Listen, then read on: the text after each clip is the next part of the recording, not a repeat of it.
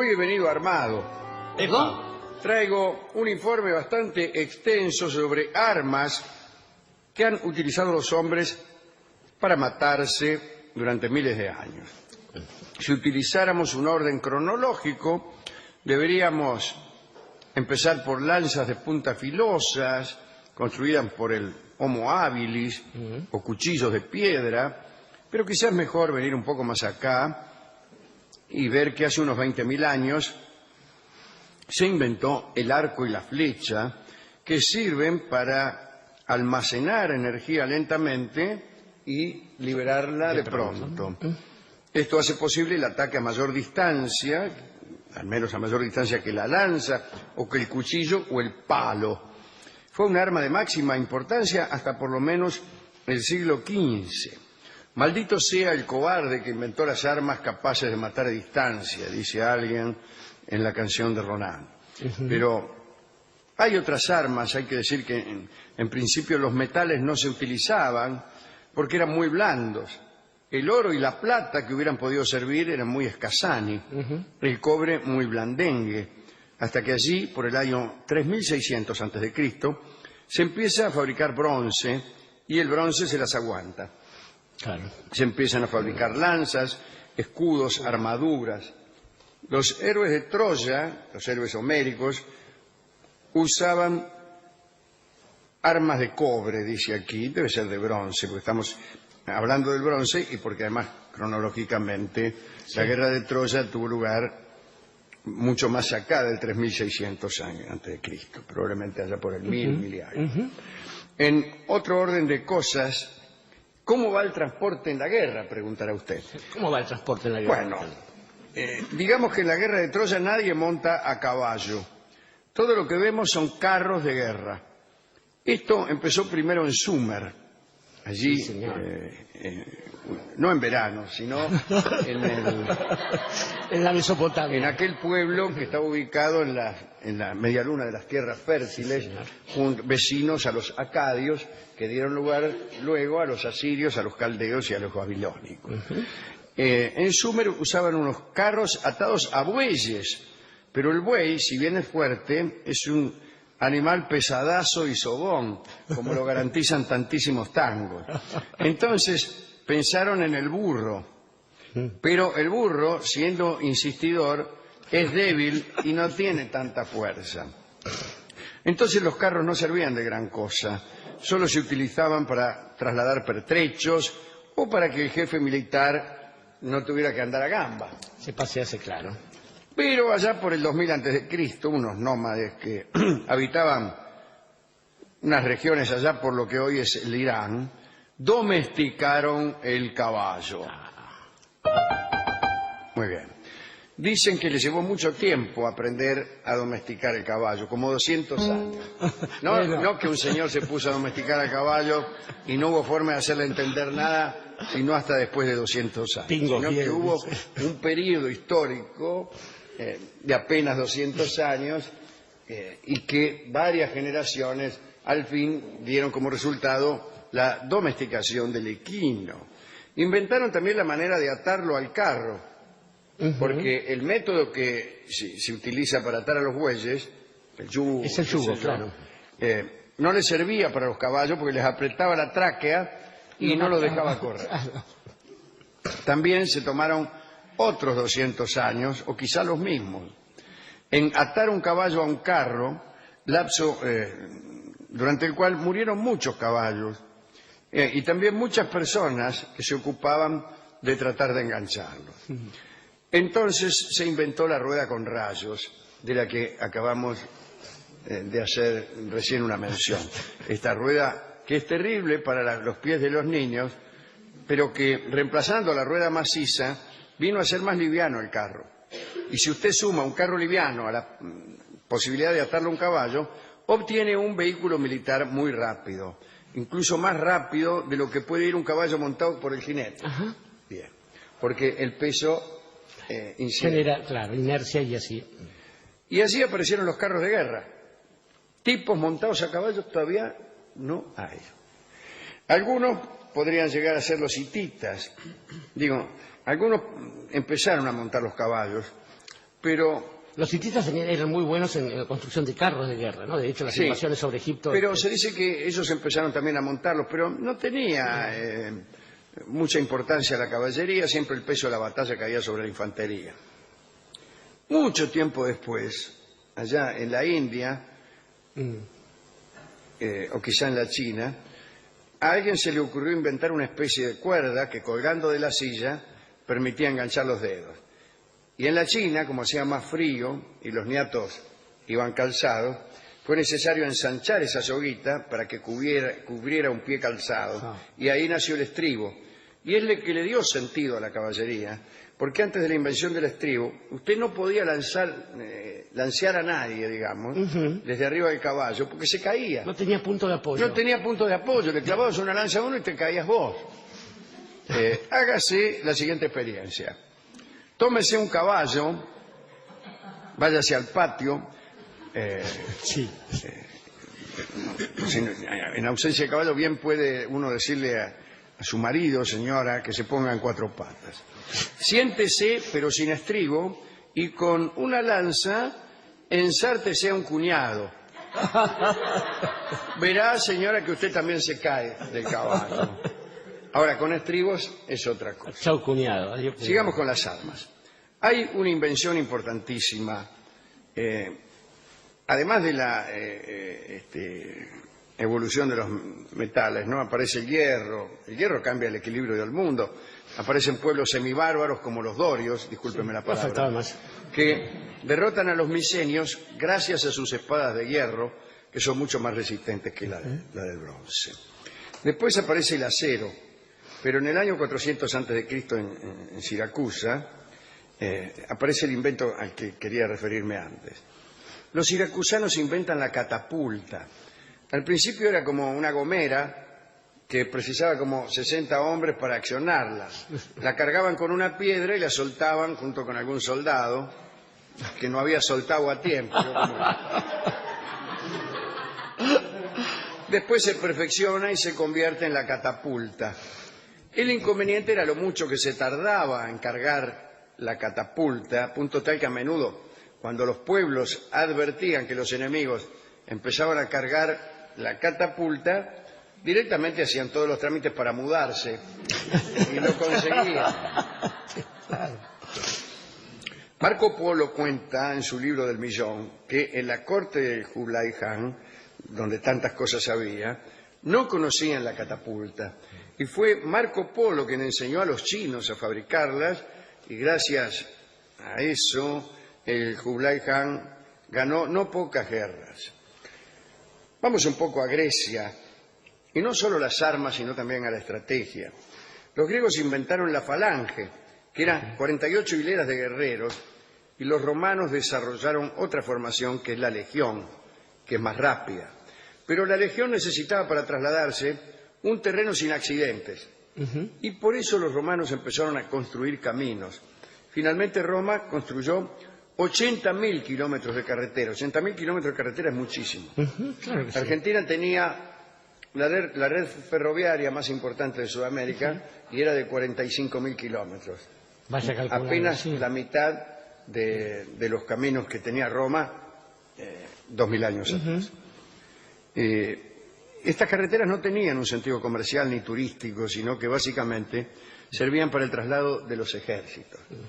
Donde no andaban muy bien los romanos era en los mares. Ya saben que Cartago dominaba los mares en tiempos de la República. Igualmente Roma se ingenió para sojuzgar a sus enemigos cartagineses. Un día apareció un tipo que inventó la herradura metálica. Esto fue en el año 700 y esto mejoró mucho el andar de los caballos. En el año 1050, un invento formidable que hasta resolvieron prohibirlo en un concilio, fue la ballesta. Es un arco mucho más elaborado que se tensa mediante un dispositivo mecánico y puede disparar un dardo a 300 metros de distancia, que dice a 300 kilómetros, pero no hay. Yo no sería tan... No hay ballesta que aguante. No. Era tan mortífera que en 1139 un concilio trató de proscribir su uso, salvo cuando se tratase de un no cristiano.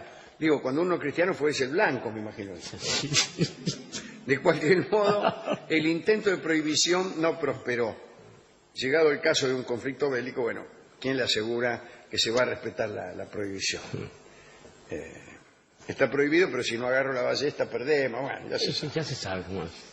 Y finalmente llega la pólvora.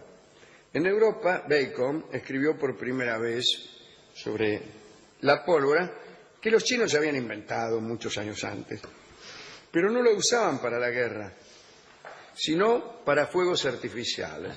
El Kublai Khan, para homenajear a Marco Polo, ordenó a sus cortesanos que se tiraran unos cuantos cohetes, lo cual causó una honda impresión en Marco Polo. Y a ver, dijo el Kublai Khan, vamos a tirarnos unos cohetes para saludar a nuestros amigos venecianos. Y ahí estaban los polos. ¿Qué es eso? Ya lo ven. Son cohetes. Y ese invento lo llevó Marco Polo a Venecia. Para alegría de todos los carnavales. La pólvora en realidad apareció en Europa por esa época. También los ingleses habían desarrollado el arco, que era mejor que la ballesta, y además necesitaba menos tiempo para ser cargado, ¿no? Pero no solo se trataba en este caso de la pólvora y de estos usos que le daban los chinos. Los europeos tuvieron la brillante idea de colocarla en un tubo de metal y aprovechar la fuerza expansiva para lanzar una bola que sin duda salía con mucho más ímpetu que de una catapulta. Sí. El invento fue el cañón. Se empezó a utilizar alrededor de 1340, aunque las fechas hay siempre discusión. De todos modos, parecen que los primeros cañones lo único que hacían era ruido. Pues le apuntaban al cura y le pegaban al campanario, ¿no?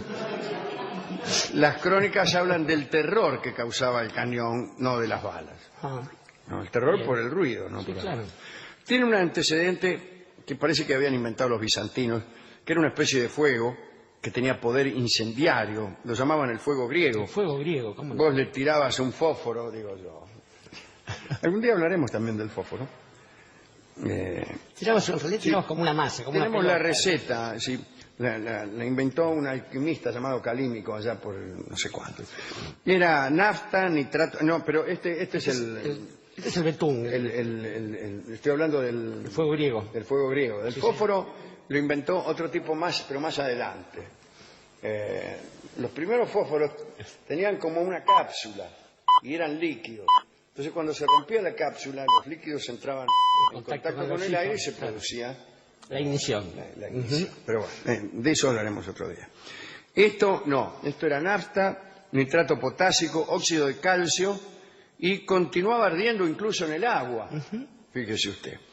Lo tiraban con unos tubos y los usaban particularmente contra los barcos de madera de los árabes. Esto posiblemente haya demorado la caída de Constantinopla, qué sé yo. Un rato, sí. Tuvieron 700 años sin tomar Constantinopla porque le quemaban los barcos a los árabes, parece demasiado.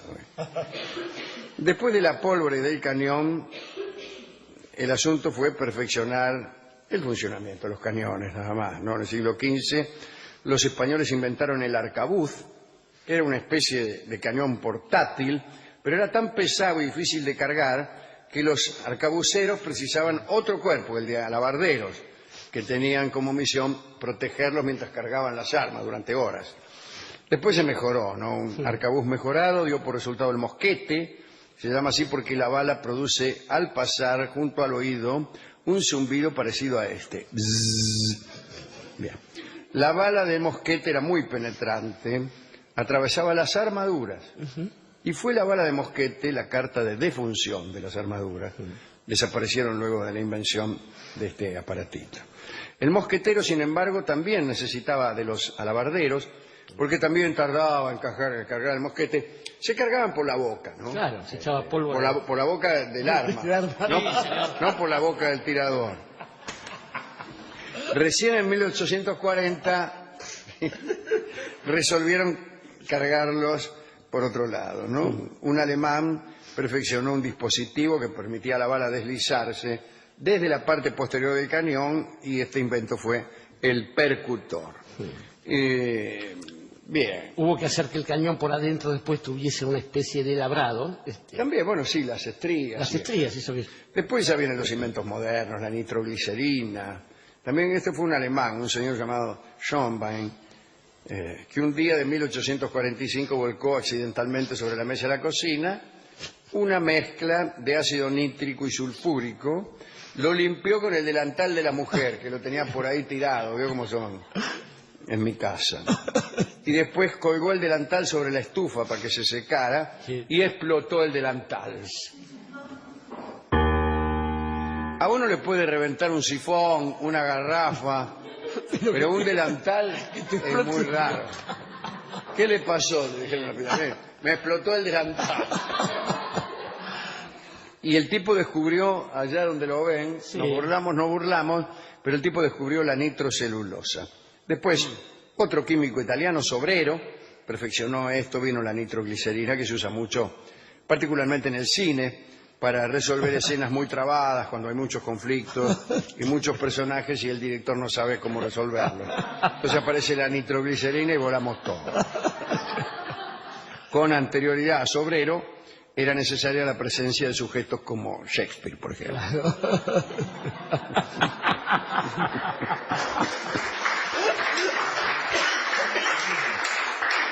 Después, bueno, vinieron las ametralladoras, los acorazados, la dinamita, una de cuyas consecuencias es el Premio Nobel de Literatura. Tan destructivo No como... se sabe por cuál de las dos cosas se sintió más culpable Alfred Nobel al morir. Después, en el 83, la ametralladora, la carcajada del diablo. Sí, la y en 1898, el submarino. Me refiero al barco que navega bajo las aguas, no a la leche con una barra de chocolate. En 1915, el gas venenoso. Ya en 1938 se investigó sobre la bomba atómica. En el 45 estalló. Bueno, todo sucede mucho más rápido. Terminó. ¿A quién dedicar este catálogo de armas espantosas? Estaba pensando en un pobre hombre, el rey Harald, que un día del año 1066... El año en que fue tomada Inglaterra, mientras pasaba... por Guillermo el Conquistador, en 1066. Justamente, ese día, y todo esto hablado en el tapiz de Bayeux, este pobre hombre decía... Hay algo peor, algo más cobarde que la lluvia normanda. La lluvia normanda era la técnica por la cual las flechas se tiraban en comba y caían atravesando el cráneo de los soldados. Y le dijeron, no, los normandos mientras tomaban Inglaterra y se convertían en los dueños de ese territorio. De ahí en más, cada vez que alguien protestó por la falta de nobleza de un arma, se le ha contestado del mismo modo, es decir, con la derrota, o con ese tipo de cosas. Pensaba después en un amigo de este programa, como es Alejandro Magno, que ya en tiempos del Imperio Macedonio, antes de ser el emperador, supo qué cosa era dominar a un caballo y que de ese modo él decía que podía dominar tantas otras cosas, hombres, países e incluso la historia. Y que alguna vez, para demostrar que la nobleza del caballo no le permitía a uno usarlo en cualquier circunstancia, para entrar en alguna ciudad que hubiera tomado de Asia Menor, hizo uncir su carro con panteras, con leones y con tigres. Y ese debe haber sido un espectáculo digno de verse. Así es. Ese era un trabajo para esos tipos que se tardaron 200 años en atar un caballo a un carro. La ruina de los sifoneros. Exactamente. Entonces, nuestro homenaje a los que trabajaron en esa ceremonia, mientras Alejandro se refocinaba con una manta. Atar un caballo al carro de sifonero que una pantera. Cuando el caballo es chúcaro y te tira el mordiscón, vos esquivás la pata. Te quiero ver con una pantera. Un león te come. Claro. Estaba pensando en arcos que, si bien era posible de ser tensados por un hombre, no podían hacerlo cualquier otro, no podía hacerlo ningún otro, como el arco de Odiseo, cuando llega a Ítaca, y es el que puede tensar ese famoso arco. Y pensaba también... Hay que pensar que cuanto más fuerza haya que hacer para tensar el arco, sí, más fuerte sale después la flecha, pues se trata de almacenar energía. Por eso el longbow de los británicos y de Robin Hood, que no viene a este programa. Estaba pensando en un hombre, un canadiense, que según él nunca había pulsado un arma, pero que alguna vez pensó largamente en la utilidad del estribo y que nos explicó el progreso de las comunicaciones. Marshall McLuhan, que dedica justamente un largo capítulo a explicar de cómo el estribo permitió el progreso en la comunicación de los hombres. Mire usted. Pero finalmente, digo, creo que hay que remitirse a aquella historia que comienza de un modo extraño, porque comienza con la marca que va a llevar un hombre en la frente para que todo el mundo sepa que él alguna vez alzó la mano contra su propio hermano. Y digo, quizás el origen no está en ninguna de las formas del progreso material. Toda forma de progreso puede convertirse en un mal. Toda forma de inteligencia puede convertirse en un mal. Y el asunto está... Una forma de conocimiento. De conocimiento. Claro. Y de hecho, quizás la gran contradicción de la humanidad, de esa especie que nace con el exilio del paraíso, sea justamente la necesidad, la búsqueda, quizás la misión esencial, que es la búsqueda del conocimiento, sin pensar necesariamente en el lado oscuro. Por eso, cada vez que a uno le piden una mano, debe recordar que cada cosa que se dé debe ser dada con la mano buena. Todo lo otro es cuestión de la mano brava. Y mano brava es la milonguita que vamos a escuchar en la versión de Horacio Salgán y Ubaldo de Lío.